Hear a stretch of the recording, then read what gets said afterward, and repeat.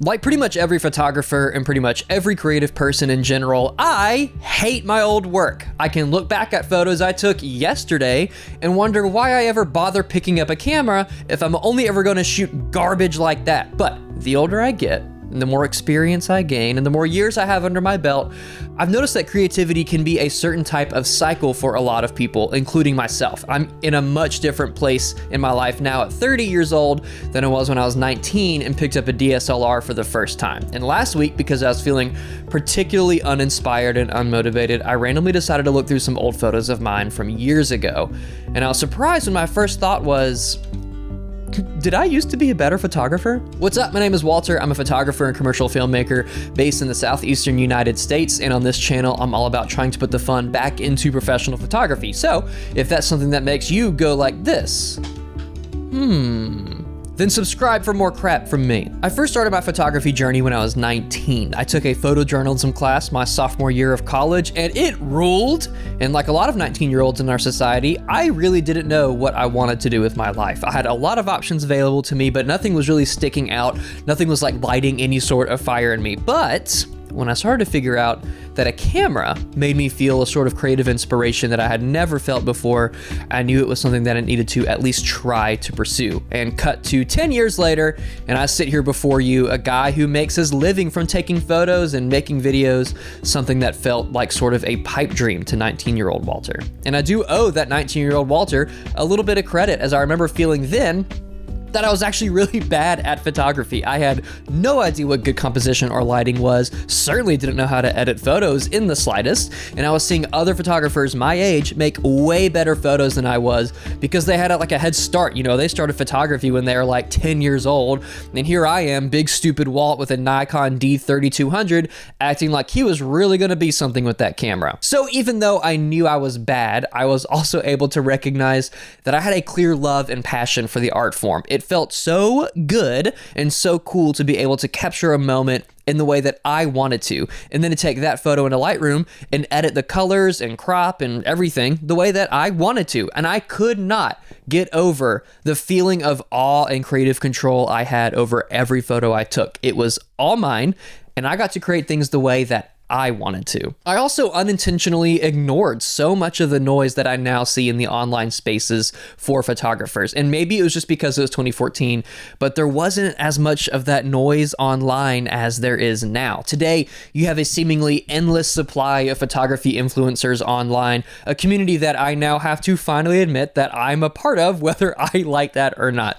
And while there are a lot of helpful and amazing creators out there who want to be a positive influence on beginner photographers, again, that's the type of photographer that I'm trying to be, there's also a lot of just straight up noise, pretentious gatekeepers on online forums and YouTube channels, photographers who try to tell newcomers to the art form that the only correct way to do things is their way, and you cannot be a real photographer until you have this exact kind of camera and this particular collection of lenses. If you don't like to use flash, it's because you don't know anything about lighting, and therefore you need to not call yourself a photographer at all. Oh, you're not interested in printing any of your photos? Sell all of your equipment, idiot. You're an embarrassment to us all. And this type of thing is so stupid. Obviously, that's so dumb. And while it's always been around long before I've been alive even, I think it's been heavily amplified by the internet and social media. And thankfully, I was able to evade almost all of that when I was first getting started. I didn't really watch that kind of stuff on YouTube. I didn't read those articles. I didn't get sucked into Reddit threads on r/photography. I didn't even buy any presets from anybody else ever. I had my own little camera and my one lens, and I figured it out for myself, for better or for worse. And this meant that from the beginning of my photography career, I was doing things completely my own way, and I didn't know or care at all what real photographers were supposed to do. And looking back on it, this was such an important part of my journey as a photographer. It set the stage for the mindset that I still try to carry today, which is, I don't give a rat's ass what any other photographer is doing. Yes, I certainly find inspiration from other photographers that I like, but the way that they do things will not dictate the way that I do things. And to young, aspiring aspiring photographer Walter, this was crucial to my art. Without even realizing it, Walter in 2016 was doing photography in such a unique way that made his work stand out from that noise, whether other people liked it or not. Now, I'm not going to sit here and tell you that I was a better photographer then than I was now, because obviously I've grown tremendously since then and learned a lot. But I can say that 8 years ago, I think I was way better at embracing my individuality than I am now, because back then I simply knew no other way to do it. So last week, as I was feeling really bored with work and my creativity, I randomly thought about this one shoot I did in 2017. I think it's 2017.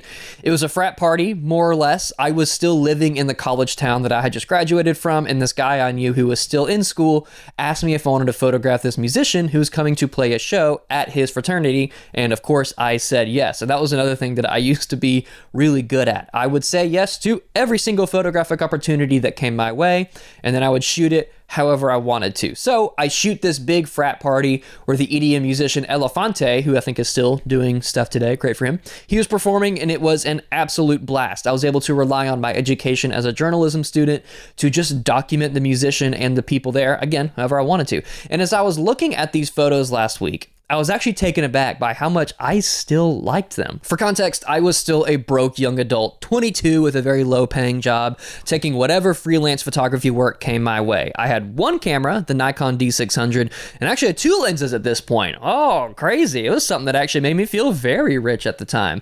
I had the Nikkor 50mm 1.8D, this exact one. Actually, this is probably the only piece of photo equipment from the beginning of my career that I still have. And I also had the Nikkor 35mm 1.8G DX, which meant that it was actually a crop sensor lens, and it was left over from when I was shooting with crop sensor Nikons, and I just kept it because it worked surprisingly well on the full frame Nikon D600, albeit with a little bit of vignetting. So I knew I was going to use that particular lens to shoot this party because I needed something a little bit wider and more versatile like the 35. So one camera, one lens, that was all I needed. And in that creative limitation, I think I soared. 30-year-old Walter in 2025 was looking at these photos and thinking, wait, I actually knew a lot more about composition and capturing good moments than I thought I did. Now, the editing does leave something to be desired, as I really think my colors were pretty bad at the time, and I obviously did not handle tones well, and I loved using the tone curve to give all my shadows that faded look, something that I clearly overdid. But I look at these moments that I captured, and I almost can't believe what all I was able to do with so little. The Nikon D600 today would be laughed at by so many working professionals. The autofocus by today's standards would be considered pure trash and unusable by a lot of photographers. But do you see all these photos that I got in focus? It was all I had. I had no other choice but to make it work. And I think that's the beauty right there. I'd also like to point out real quick that even though my color edits, in my opinion, do not hold up today, the black and whites still go pretty hard. And it's a testament to how classic and timeless a good black and white image can be. I just wanted to point that out. Of course, it's easy to wax poetic about the past. I'm really good at putting the blinders of nostalgia on and looking back on certain periods of my life and going, life was so much easier then, wasn't it? But that can be a dangerous road to walk down if you're not careful, because my life now is much different and certainly more complicated. In 2017, I was a fresh college grad trying to figure out my place in the world still, and I was in a new relationship with a cute girl who believed in me and my potential.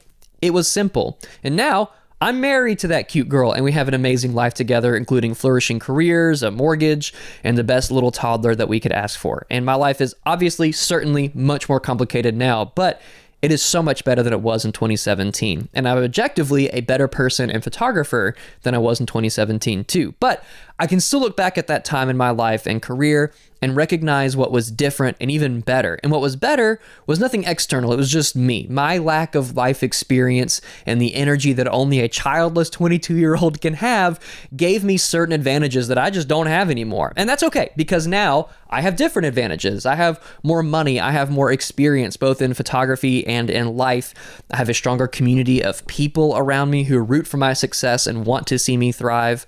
I didn't have any of those things 8 years ago, and I had to make my way regardless. So while I'm glad I am where I am now in life, and certainly am not wishing to go back to 2017, I'm thankful that I can look back at the time and the photos I was taking then and recognize what made me as a photographer and how it propelled me to where I am now. It's not healthy to only be looking at the past and longing for the things that you can never have again. But it is healthy, I think, to look back every now and then and be proud of yourself for the strides that you've made and how the younger version of you was working hard to make the older version be happy and successful.